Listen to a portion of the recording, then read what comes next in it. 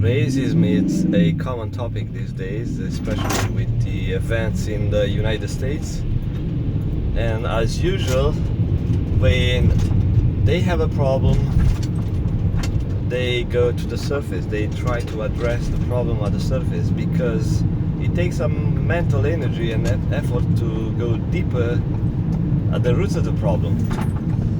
And let's say if you have a plant that you don't like, a weed, and you let the weed grow, you may have to put more effort to get rid of the roots and get rid of the plant, so you may need a bigger cutters. Let's say if the weed is not a weed, it's a kind of a bush, a small tree that you don't want.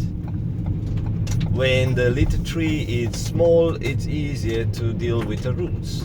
Maybe you have to take the tree out or the bush out and move it somewhere else, which doesn't take you much effort. Maybe you have to do some pruning or whatever, it does not take much. And if you let that problem grow, then you have to put more effort. It's nature of things. Same with social problems like racism. And let's say if you have this weed and you just cut the weeds or something, you treat the surface, there are seeds in the ground, and new plants will come back up next year, right? And you think, okay, I want to completely eliminate the problem, so I need to get rid of the first weed, and then next year I won't have any problem with the weeds.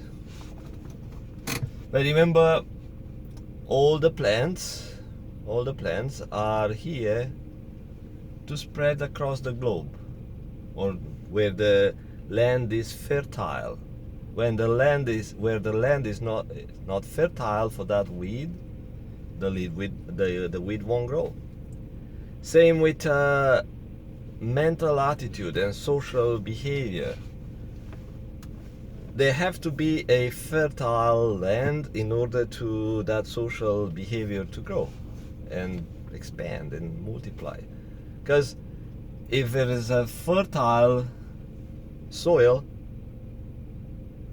you get rid of the weeds, but the wind is going to bring other weeds, and then you have to put more work.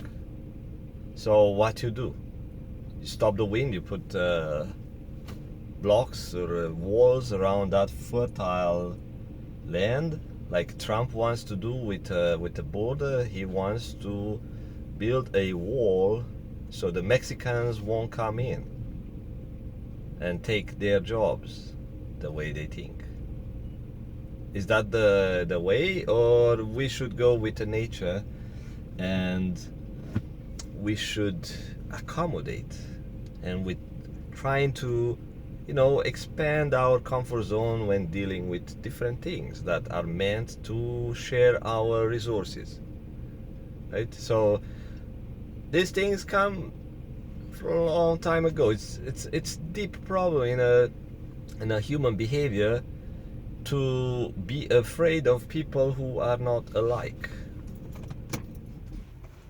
Because long time ago, when the first humans started to spread across the globe in the fertile lands, like the weeds, they were looking for fertile places where they can thrive. Same with racism. It's an energy, it's a mental attitude, which is if you go deeper, it's a special energy of the mind, and it looks for a fertile land, a place to grow. Same with everything. Energies in a form of weeds, energies in form of humans, those are all energies. And if they have a place where that energy can grow and multiply, yeah, it is going to happen. So then you have to put more effort to stop it. So a long time ago, people were trying to find food resources because it's part of their survival. They have to feed the body and multiply.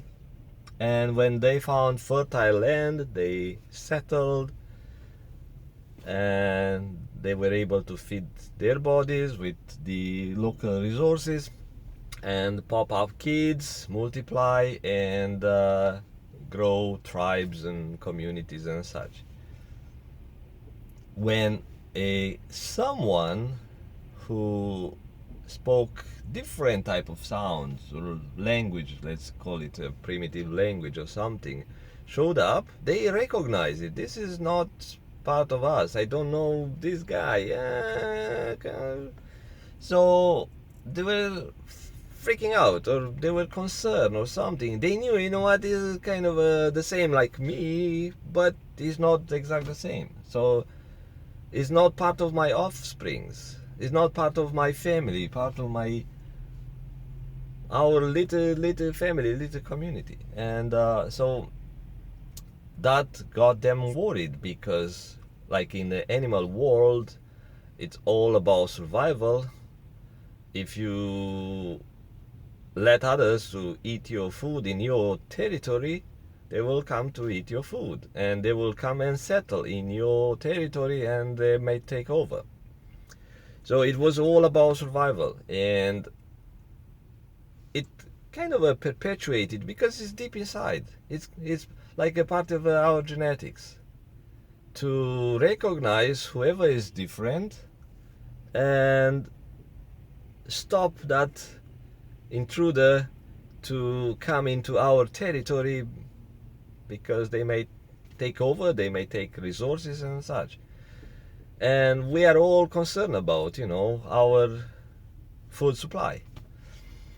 And our food supply comes from our local territory. Same thing happens between the newer populations, whites and blacks. They think, what, blacks do this, but even the black people are racist. So, but because they don't have that much of a power to control others, so the white people, through sneaky methods, and I don't know if it's about smarts, but over millennia they were able to control all the other population, politically, military, and all that. And now they control it financially, and they have power over every other race. And of course you see the racism coming from the whites because they have power to oppress the other races. And that is the reason it shows up that whites are fighting or killing the blacks. But if you are white in a minority white, and if you want to go and live into a black majority community, or if you want to go live in China or in somewhere where you are in a minority, you will feel discrimination, you will feel racism. And I can tell you, I experienced that.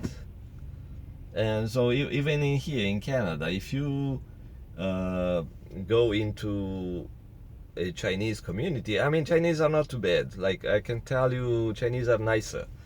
But there are many Chinese who, when they feel superior, let's say some guys from Hong Kong or something, and you see their superiority type of attitude when they drive expensive cars.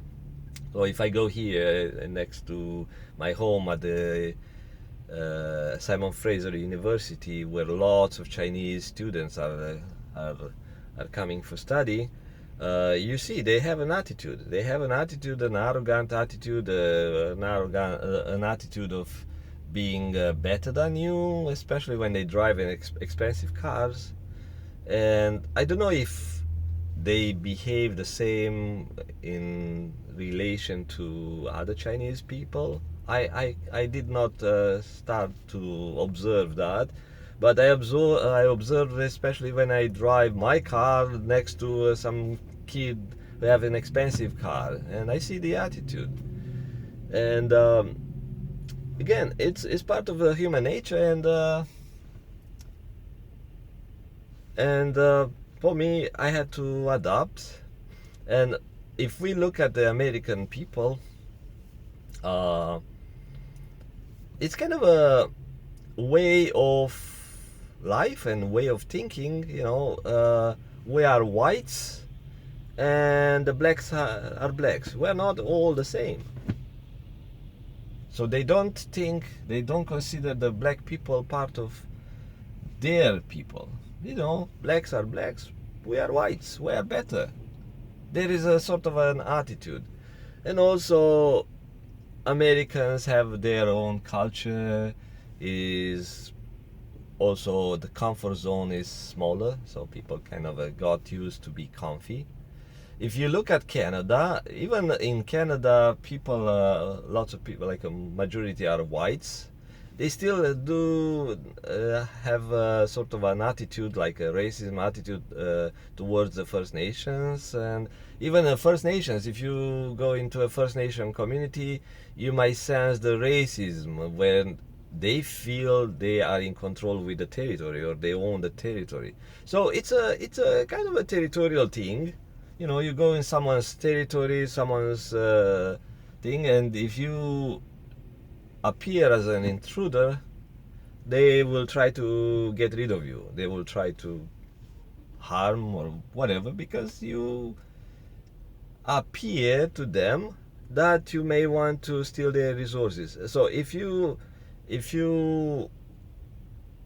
think that you want to avoid racism, you should show that when you go into a community, you contribute, right? Yeah, and don't show any intention that you are there to grab stuff, because of course it will stir up some fear and some concerns, and people will react instead of being passive and waiting for you to take their stuff. They will react. That's human nature. And if you show that, I came in here with good intentions, and you are honest, and you are speaking the truth from your heart, people sense that.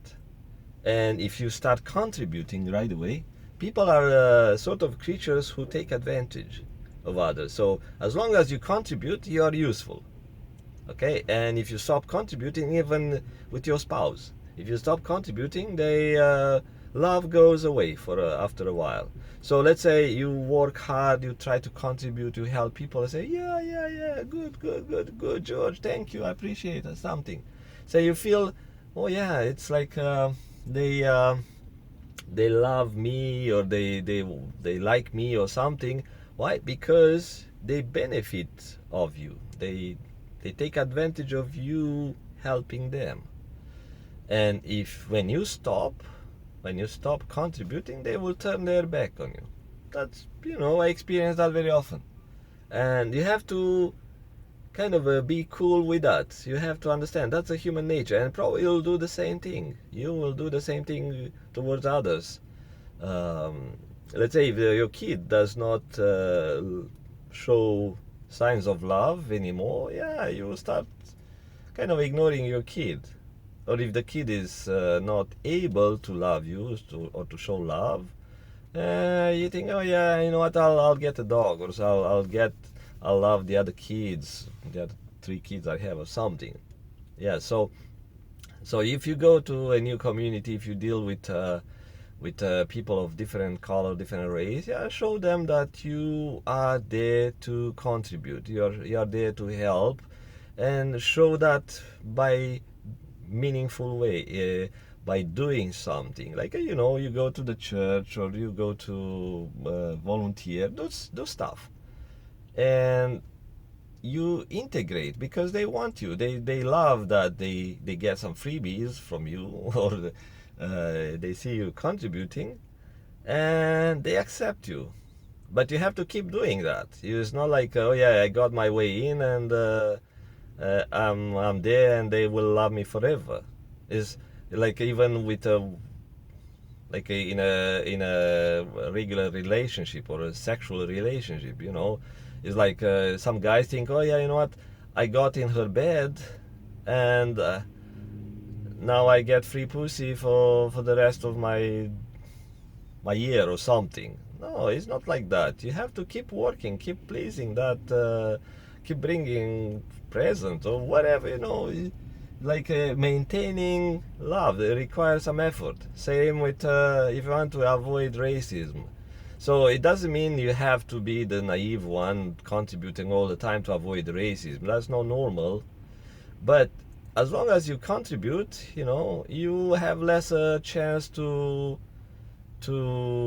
encounter racism. And since you are part of that land, let's say you go into a community, you want to be part of that land, uh, you're not there just to take. You should be one of those community members who contribute, regardless of your color. So that's kind of my take. Racism have this type of very, very deep roots, and treating the racism at the surface will never solve the problem. So these demonstrations and all sort of social movements in the United States and across the world, I would say, regarding black people suffering and racism and stuff, it's going to be a movement for maybe a year, like a Me Too movement, and other things will come along the way and will take people's minds and focus, and this movement was going to be forgotten. So it was like a Martin Luther King movement. These things happen all the times, but they never address the roots of the problem. They come and go, people die, people suffer, people go out on the streets, people express their rage and anger, but they never fix the problem. Why? Because they don't go deep at the roots. They don't understand where this thing comes from. So let you go. See you later. Bye bye.